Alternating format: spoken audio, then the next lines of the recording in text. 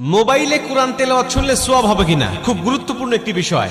আমরা অনেকেই কিন্তু এখন মোবাইলের মাধ্যমে কোরআন তেলাওয়াত শুনি এবং মোবাইলে কোরআন তেলাওয়াত করি। মোবাইলে কোরআন তেলাওয়াত যদি আপনি না পড়তে পারেন বা কুরআনুল কারীম যদি আপনি না পড়তে পারেন, তাহলে কুরআনুল কারীম শুনবেন বা কোরআন পড়তেও পারেন, আবার মোবাইলেও মাধ্যমে শুনবেন, তাহলে আপনার সওয়াব হবে কিনা খুব গুরুত্বপূর্ণ একটা বিষয়। আজকে অধিকাংশ ইয়াং যারা, তারা বেশিরভাগ কুরআনুল কারীমের তেলাওয়াত তারা মোবাইলের মাধ্যমে শোনে। এটা খুবই ভালো বিষয় যে আজকে যুবকেরা গান বাজনা ছেড়ে দিয়ে বিভিন্ন নাটক সিনেমা এগুলো বাদ দিয়ে তারা কুরআনুল কারীমের তেলাওয়াত শুনছে।